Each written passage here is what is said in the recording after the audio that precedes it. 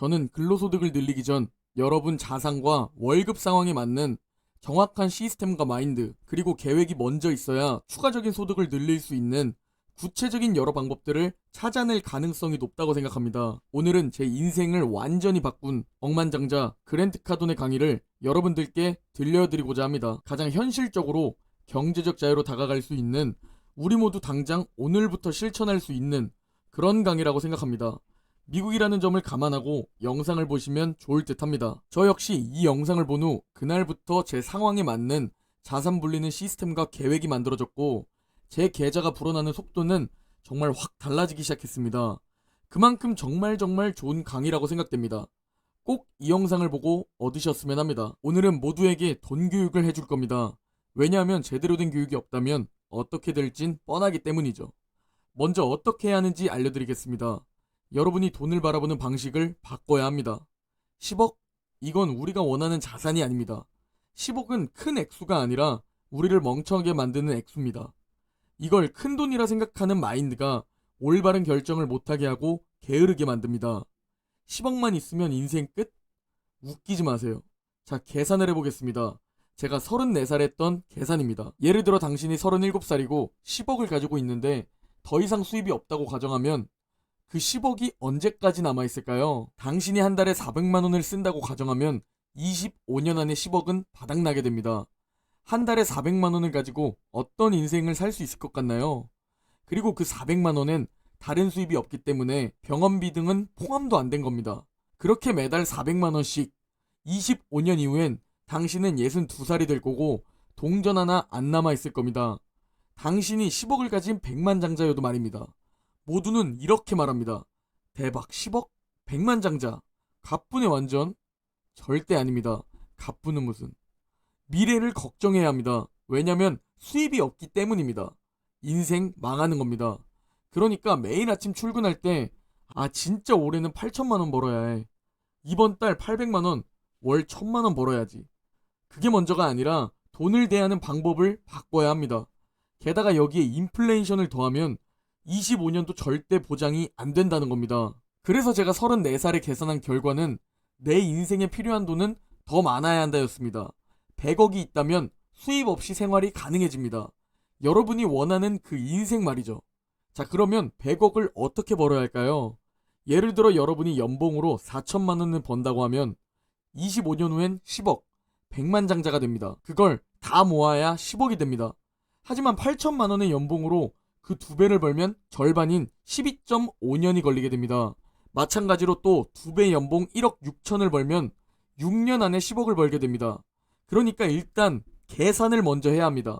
계산도 안 하면 목표에 제대로 가지 못합니다. 여러분과 배우자가 있다면 배우자와 목표를 먼저 세워야 합니다. 이 목표에 모든 집중을 쏟아야 합니다.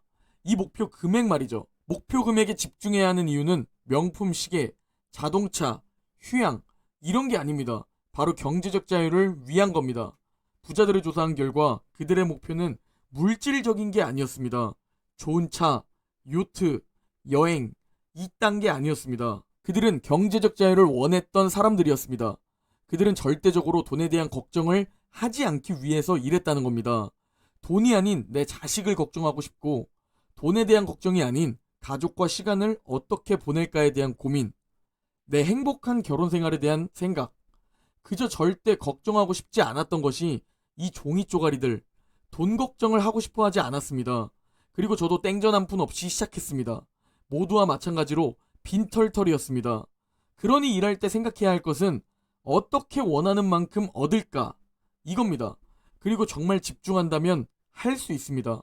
자, 여러분이 첫 번째로 해야 할 것은 정확히 목표를 설정해야 하고 그 목표를 매일매일 확인하는 겁니다. 올바른 목표로 바꾸는 순간 모든 게 바뀌게 될 겁니다. 두 번째로 해야 할 것은 벌어들인 수입을 분산해야 합니다. 이게 정말 중요한 컨셉입니다. 장담컨대 이것만 제대로 해도 부자가 될 겁니다. 번 돈을 분산하는데 절대 낼 거 다 내고 남는 돈이 아니라 전체 번 돈의 40%의 금액을 매달 쌓아가는 겁니다. 번 돈의 40%를 모은다면 원하는 금액을 모을 수 있을 겁니다. 자, 그러면 어떻게 해야 40%를 모을까? 계산을 해보겠습니다. 꼭 잘 보시기 바랍니다. 한 달에 1000만 원 번다고 가정한다면 그 40%를 모아야 합니다. 미국의 세금은 40% 정도입니다. 즉 400만원 세금을 내야 합니다. 자, 그러면 40%인 400만원 세금으로 내면 또 다른 40%는 날 위해 모아야 합니다. 그러면 문제는 남은 돈 200만원으로 살아야 한다는 겁니다. 지금 이렇게 계산을 먼저 해야 합니다. 스스로 혹은 배우자와 함께 말이죠. 이렇게 먼저 계산을 해야 새 차를 사고 싶은데 계산을 해보면 살 돈이 없다는 걸 알게 됩니다. 그렇기 때문에 그 누구도 몰랐습니다. 제가 35살 때 10억이 있었는데도 말이죠. 왜냐면 10억 가지곤 달라질 게 없기 때문입니다. 제 통장에 10억이 있는데도 거지 같은 신발을 신었습니다. 4만원짜리 신발을 신었습니다. 그 누구도 제가 백만장자인지 몰랐습니다. 좋은 차도 없었습니다. 도요타 캠리를 타고 다녔습니다. 통장에 10억이 있었는데도 말이죠. 그리고 전 이렇게 똑같이 계산했습니다. 국세청에 세금을 냈고 항상 꼬박꼬박 400만원을 모았습니다. 그러자 문제는 한 달 생활이 200만원으로는 부족했습니다. 그렇게 살기에 인생이 너무 빡빡했습니다. 400만원을 저축이라고 하기보다는 잠시 쌓는다고 하는 게 맞는 듯 합니다. 저축이 아니라 미래를 위해 잠시 쌓아놓는 겁니다. 돈을 아껴야 하는 게 절대 아닙니다. 그건 정말 무의미한 짓입니다. 공책은 쓰고 적어야지만 쓸모 있어집니다. 돈도 마찬가지로 잘 써야 좋은 겁니다. 많이 들어보셨을 겁니다. 현금은 쓰레기라고 말이죠. 현금은 냅두면 쓰레기입니다. 가만히 냅두면 점점 서서히 사라지면서 잃게 됩니다. 만약 쌓아놓는 계좌에 돈을 너무 오래 두면 장담컨대 돈은 점점 사라집니다. 여태껏 과거 역사가 말해줍니다. 인생을 돌아보면 저축 계좌에 돈을 넣고 아무것도 안 하면 안 됩니다. 자, 계산을 계속해보면 1000만원을 벌던 저에게 정확히 필요한 돈이 얼마일까요? 이제 매달 2000만원을 번다고 하면 800만원은 저축 계좌에 쌓아두고 800만원은 세금으로 내고 나머지 400만원의 생활비를 쓰면 됩니다. 이게 올바른 예산을 짜는 방법과 계산 방식입니다. 자, 정말 중요한 세 번째입니다. 정말 빈털터리가 되도록 투자를 하는 겁니다. 계좌에 40%씩 모았던 돈을 말이죠. 이 계좌의 돈은 무조건 투자되어야 합니다. 황금알을 낳는 거위도 알을 낳아야만 가치가 있는 겁니다. 마찬가지로 돈도 돈을 만들어야 가치가 있는 겁니다. 자, 여기서 목표는 열심히 쌓아뒀던 그 돈들을 지속적으로 불려서 투자로 버는 또 다른 수익이 벌어들이는 근로소득과 똑같게 만드는 겁니다. 당연히 절대 쉽지 않을 겁니다. 자, 그렇게 투자소득까지 추가해서 매달 3천만원을 번다고 하면 40%는 쌓아두고 40%는 세금 내고 이제는 600만원으로 생활이 가능하게 됩니다. 그런 식으로 계속 쌓아두는 겁니다. 계속 매월 40%씩 또 쌓아두는 겁니다. 여러분이 투자할 종목을 찾을 때까지 말이죠. 그리고 모은 그 돈을 투자할 때는 절대 투자하지 말아야 할 종목이 있습니다. 바로 확신이 없는 종목입니다. 이 돈은 경제적 자유를 위해 절대 잃으면 안 되기 때문입니다. 그러니 투자할 것을 찾아야 합니다. 적금은 쓸모없습니다. 아직 이 방법을 여러분이 해보지 않았다면 매일매일 확인하라는 겁니다. 번 돈을 여러분이 어떻게 관리하고 있는지 정면 승부를 해야 합니다. 그리고 투자한 금액에서 나오는 또 다른 수입들이 최종적인 목표로는 실제로 벌어들이는 근로소득을 넘어서는 겁니다. 여러분이 매달 버는 월급을 말이죠. 그러면 어느 정도를 투자해야 내 근로소득보다 투자소득이 더 벌게 될지 그걸 계산을 해봐야 합니다. 정리해보면 간단합니다. 첫 번째, 목표 100억입니다. 절대 이것보다 낮게 세우지 마세요. 두 번째, 40%의 월급을 쌓는 겁니다. 이 40%에 쌓이는 돈들이 시드머니가 되도록 말이죠. 초반엔 정말 힘들 겁니다. 세 번째, 쌓아둔 돈은 절대 쓰지 말고 투자를 하는 겁니다. 그리고 이 투자한 돈은 절대 건드리면 안 됩니다. 저는 지금도 계좌에 돈을 쌓고 있습니다. 또 투자를 위해서 말이죠. 이게 제가 말하는 요점입니다.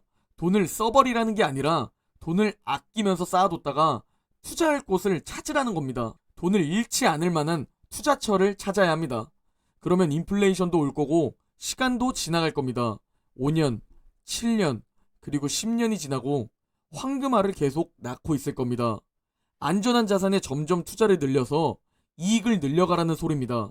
투자 소득이 늘어나고 여유가 생겨도 그래도 빈털터리처럼 행동하면서 계속 자산을 불려나가야 합니다. 그 반복되는 지루한 삶은 언제까지 해야 할까요? 투자 소득이 근로 소득을 뛰어넘을 때까지입니다. 지금까지 그랜트 카돈이었습니다. 이 영상의 궁극적인 목표는 투자소득과 자동화 수익이 내 근로소득을 뛰어넘는 겁니다. 그전부터 부자가 되고 싶다 라는 생각만 있던 저에게 제 상황에 맞는 계산을 통해 제 자산을 불리는 시스템이 구축되었습니다. 저와 제 아내는 이 영상을 보고 바로 최소 50%는 저축했습니다. 많이 저축할 땐 80%도 저축했습니다. 우리는 코로나 거리두기로 인해 결혼식이 취소되며 6개월 밀렸었고 저와 제 아내의 자영업은 직격탄을 맞았습니다. 우리가 예상한 월 수입의 반의 반토막까지 근로소득이 떨어진 상태까지도 되었습니다. 전 그때 하고 있던 프리랜서 부업의 수입을 늘려야겠다라고 생각했고 새벽 6시에 일어나 밤 1시에 집에 들어오던 날들도 있었습니다. 투자소득이 근로소득을 뛰어넘기 위해선, 즉 경제적 자유를 달성하기 위해선 투자금 역시 계속 늘려야 한다는 것을 알게 되었고 저와 아내의 자영업이 타격을 받을 때 프리랜서 부업을 통해 그때도 최소 50% 이상은 계속 주식 계좌에 넣었습니다. 그러면서 사람들은 점점 코로나에 익숙해졌고 조금씩 다시 원래 본업으로 되돌아갈 수 있었습니다. 현재 전 지금도 부업을 계속 하고 있습니다. 이 부업은 유튜브가 아닙니다. 그리고 이 그랜트 카돈의 강의가 학자금 대출까지 가지고 있던 저와 제 아내의 빚만 있던 자산에서 순자산 2억 5천만 원까지 늘어나게 해줬습니다. 그 누구의 도움도 없이 저와 제 아내 둘이 함께 해냈으며 코로나 최악일 땐 둘이 합쳐 200만 원 벌었던 달도 있었습니다. 정말 평범한 제가 할 수 있다는 건 정말 여러분들도 할 수 있다는 겁니다. 저도 외제차 사고 싶고 하고 싶은 것도 많습니다. 그러나 일단 투자소득이 근로소득을 뛰어넘을 때까지 경제적 자유 첫 번째 단계를 달성할 때까지 참고 생활하고 있습니다. 저와 웅죽 가족분들은 올해의 나보다 내년의 내가 더 건강하고 나은 삶을 살기를 바랍니다. 우상향 종목에 투자함과 동시에 건강, 인간관계 등 인생의 우상향이 되기를 진심으로 바랍니다. 이 컨텐츠의 다음 영상에서는 월급을 받았던 제가 어떤 방법을 통해 자영업으로 옮길 수 있었는지 그 방법을 공유드리려고 합니다. 여러분들의 우상향을 응원합니다. 그럼 다음 영상에서 뵙겠습니다.